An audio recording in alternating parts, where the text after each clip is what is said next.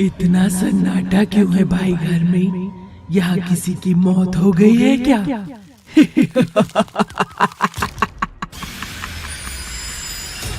घर में हो रही घटनाएं बहुत बढ़ रही थी। तीनों बहनें आपस में प्यार तो बहुत करती थी, मगर डरी डरी सी रहती थी। जब भी चंदा और सोना साथ खेलती और गिन्नी वहां से गुजरती तो उनको ऐसे घूरती थी कि मानो अभी फाड़ कर ही खा जाएगी। चंदा दीदी, मुझे गिन्नी दीदी से बहुत डर लगता है। वो हमेशा ऐसी ही क्यों रहती है? चंदा ने सोना को कभी भी गिन्नी के इस अजीब बर्ताव के बारे में नहीं बताया।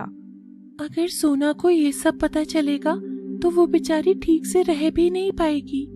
सोना, गिन्नी दीदी मुझसे भी बड़ी है ना, इसलिए वो थोड़ी सी खड़ूस है बस। कोई नहीं, तुम मेरे साथ खेलो।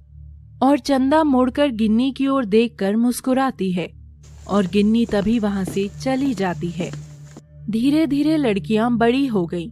एक दिन रामप्यारी रसोई में काम कर रही थी, तभी लखन वहां आता है। लखन ने पीछे कुछ छिपा रखा था। माँ, मैं तुम्हारे लिए कुछ लाया हूँ। वाह मेरा लल्ला, आज तो मुझे तोहफा देगा। हाँ, तोहफा। और लखन रामप्यारी के हाथ में खून से सनी हुई एक कटी टांग लाकर रख देता है। हाँ, लंगड़ी खेलेंगे। चलो अब लंगड़ी खेलेंगे। ये देखते ही रामप्यारी डरते हुए वो टांग दूर फेंक देती है और जोर से चीखती है, अरे राक्षस, ये क्या है? किसकी टांग उठा लाया तू? एक दिन तो ये लड़का मेरी जान लेकर ही रहेगा। और तभी अचानक रामप्यारी के पाँव में दर्द होने लगता है। तभी वो कपड़ा ऊपर उठाकर देखती है तो उसके शरीर के प्राण धक से निकल जाते हैं। ये कैसे हो सकता है? रामप्यारी की एक टांग कटी हुई थी और वहाँ से खून टिप टिप कर गिर रहा था। मेरी टांग, मेरी टांग! और सामने पड़ी वो टांग उठ खड़ी होती है और रामप्यारी की ओर बढ़ती है। तभी रामप्यारी उस पाँव में अपनी ही पायल देखती है। ये क्या? ये तो मेरी ही पायल है। इसका मतलब है कि ये मेरा ही पाँव है। आखिर ये सब हो क्या रहा है? तभी रामप्यारी की नजर दरवाजे पर खड़ी गिन्नी की ओर पड़ती है। सब इस शैतान की वजह से हो रहा है। पता नहीं किस मनहूस घड़ी में जन्म लिया था इसने। तभी वो पाँव उछल कर आता है और रामप्यारी पर हमला करता है, जिससे वो बेहोश हो जाती है। लखन हंसता हुआ उस टांग को उठाता है और बाहर भाग जाता है। लंगड़ी घोड़ी, लंगड़ी घोड़ी। कुछ देर बाद रामप्यारी को होश आता है तो वो बिस्तर पर सो रही थी और उसके पास में सोना और गिन्नी बैठे हुए थे। इसे दूर कर दो इसे मेरे पास से। ये इंसान नहीं, शैतान है। हटाओ इसको। जी, आप ये सब क्या बोल रही है? ये बस थोड़ी बीमार है, बाकी हमारी फूल सी बच्ची कोई शैतान नहीं है। ये सब देखकर गिन्नी की आंखों में आंसू थे। तभी गिन्नी बोल पड़ती है, मैं जानती हूँ आप सब मुझसे नाराज हैं, क्योंकि मैं बस थोड़ी अलग हूँ, मगर मैं आप सबसे बहुत प्यार करती हूँ। बुआ जी, लाओ मैं आपके पाँव दबा देती हूँ। पाँव? नहीं, छूना मत, छूना नहीं।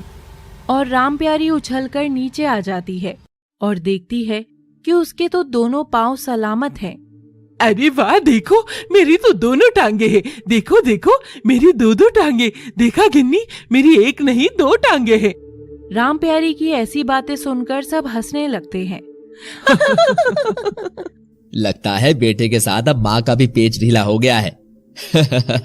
चलो जीजी, अब तुम आराम करो, हम भी सोने जाते हैं। रात में शांति और बनवारी सो रहे थे। मैं पानी पीने जा रही हूँ, तुम दोनों में से किसी को पानी चाहिए? सोना और चंदा सहमे से कुछ भी नहीं बोलते हैं और गिन्नी जग उठाकर बाहर आ जाती है। सुनो जी, ये जीजी आज जो कह रही थी, क्या आपको भी वैसा ही लगता है? इतना मत सोचो भाग्यवान, अब मुझे लगता है बेटियों के ब्याहे जाने का समय आ गया है। हाँ जी, आप एकदम सही कह रहे हो।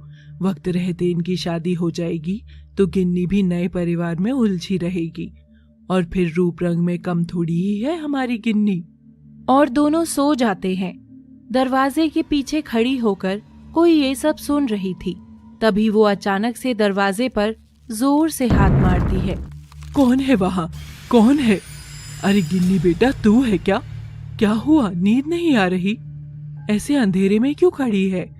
वो बिना कुछ बोले ही दौड़ती हुई गई और तहखाने के भीतर जाकर जमीन पर बैठकर उसे किसी जानवर की तरह खोदने लगी। जमीन के नीचे से ढेर सारे कीड़े मकोड़े निकल रहे थे और वो पागलों की तरह उन्हें खाने लगी। आखिर गिन्नी दीदी से सब इतना डरते क्यों हैं? और मुझे कोई कुछ बताता क्यों नहीं है? तभी वो बगल में देखती है कि चादर के अंदर मुंह ढके चंदा सो रही है। चंदा दीदी, गिन्नी दीदी अभी तक आई क्यों नहीं? मगर चंदा तो गहरी नींद में थी, इसीलिए सोना खुद ही बाहर चली जाती है। और जब उसे तहखाने से अजीब सी आवाजें आती हैं, तो वो तहखाने के अंदर जाकर जो देखती है वो उस मासूम का दिल दहलाने के लिए काफी था। सामने घने अंधेरे में एक लड़की जानवर की तरह बैठी हुई थी और जमीन के अंदर मुंह पटक पटक कर कीड़े खा रही थी। तभी वो भीतर हाथ डालती है और बाहर खींचती है तो उसमें से एक सड़ी हुई लाश का हाथ बाहर आता है और वो उसे भी चबाने लगती है। कौन हो तुम? और वो मुड़कर सोना की ओर देखती है। तुम तो ये है तुम्हारा सच? आजा छोटी, मेरे पास आजा, मैं तुझे नहीं खाऊंगी। मगर सोना डर के मारे वहां से भागती है कि तभी दो हाथ बड़े होकर उसकी गर्दन तक आते हैं। अगर अपना मुंह खोला तो यही गर्दन तोड़कर तहखाने के अंदर गाड़ दूंगी छोटी। सोना घबराते हुए कमरे में जाती है और बिना कुछ बोले सो जाती है। नहीं, मैं कभी मुंह नहीं खोलूंगी। हे भगवान, मुझे मरना नहीं है। उधर सो रहे बनवारी को अचानक से अपनी छाती पर अजीब सा दबाव महसूस होता है और जब वो उठता है तो देखता है कि उसकी छाती पर कोई लड़की बैठी हुई थी। बाबा धप्पा, आ जाओ खेलें। गिन्नी बेटा, ये तू क्या कर रही है? शांति, उठ देख। और गिन्नी अचानक से उतरकर जमीन पर रेंगती हुई भाग जाती है। तभी शांति और बनवारी देखते हैं कि बनवारी के कपड़ों पर खून के पंजे छपे हैं और वो दोनों उठकर रसोई में जाकर देखते हैं तो गिन्नी बेहोश पड़ी थी, जिसके पांव भी खून से लथपथ थे। अब वो दोनों पूरी कहानी समझ चुके थे। ए जी, मतलब हमारी गिन्नी? चुप रहो, सब ठीक है। मैं कल ही लड़के वालों को बुलाता हूँ। सोना अगले दिन सहमी सहमी सी घूम रही थी कि तभी पीछे से गिन्नी उसका हाथ पकड़ लेती है। छोटी रुक जा। सोना ये देख भागने लगती है। नहीं नहीं। गिन्नी, जाकर सुंदर सी बनकर तैयार हो जा, वो लोग आने ही वाले होंगे। और सब तैयार हो जाते हैं। जी, आप लखन को कमरे में बंद कर देना आज। और राम प्यारी लखन को बंद कर देती है और कुछ देर में लड़के वाले भी आ जाते हैं। गिन्नी, चंदा और सोना तीनों बैठ जाती हैं।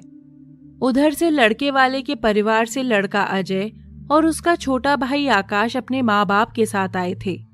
बनवारी भी चिराग को ले आता है। देखो भाई साहब, बिन माँ की बच्ची है मगर फिर भी एकदम कुशल है, सारा काम करना जानती है, बस बोलती थोड़ा कम है। मुझे लड़की पसंद है मगर क्या बेटा? मुझे बड़ी वाली नहीं, ये छोटी वाली लड़की पसंद है, चंदा। तभी आकाश भी बोलता है। माँ बाबा, क्या मेरी भी शादी हो सकती है? क्योंकि मुझे गिन्नी बहुत पसंद है, ये कितनी सुंदर है। ये सुनते ही सब खुश हो जाते हैं। दोनों बहनें एक ही घर में, इससे ज्यादा खुशी की बात और क्या होगी।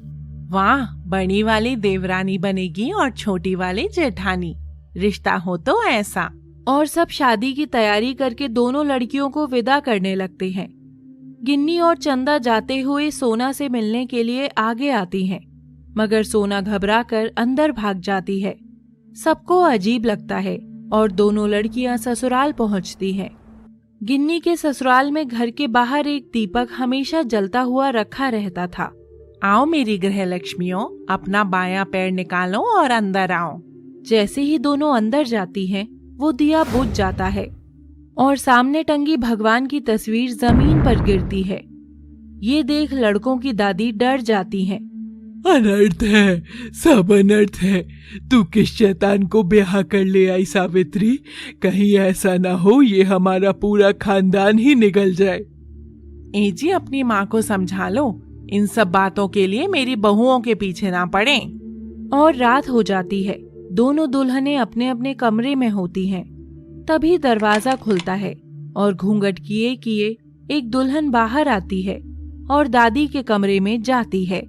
दादी, सो रही है बुढ़िया, उठ जा दादी, वरना अनर्थ हो जाएगा।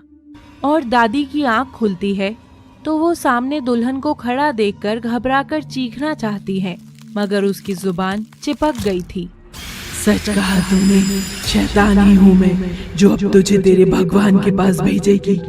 और दुल्हन दादी के सीने में हाथ डालकर उसका दिल निचोड़ लेती है और वो मर जाती है, मगर उसके बाद भी उसे चैन नहीं मिला। वो दादी के सीने पर ढेर सारे मुक्के मारती है और टांग पकड़कर घसीटते हुए घर की दहलीज पर लाकर पटक देती है। अगले दिन सुबह होती है और सब जागते हैं। तभी सावित्री की चीख निकलती है, जिसे सुन अजय, आकाश और चंदा बाहर आते हैं। सब देखते हैं कि दादी का शरीर दहलीज पे पड़ा था, जो एकदम टूटा हुआ था, जैसे किसी ने गांठ लगा दी हो। और उसके ठीक बगल में गिन्नी उसी दुल्हन के जोड़े में बेहोश पड़ी थी। गिन्नी की आंख खुलती है और वो सबको देखकर चौंक जाती है। क्या हुआ? आप सब मुझे घूर क्यों रहे हैं? तभी गिन्नी दादी की लाश देखती है और घबराकर आकाश के पास चली जाती है। आकाश, ये कैसे हुआ? और आकाश गिन्नी को थप्पड़ मारता है। ये तो मुझे पूछना चाहिए गिन्नी कि आखिर ये सब कैसे हुआ। शादी के घर में मौत होना किसी अनर्थ की ओर इशारा कर रहा है। धप्पा। क्यों, मजा आ रहा है ना मेरे रचाए इस मौत के खेल में? आगे आगे देखते रहिए और क्या क्या मौत के रहस्य खुलने वाले हैं, केवल SSG एनिमेशन हिंदी पर। Thanks for watching.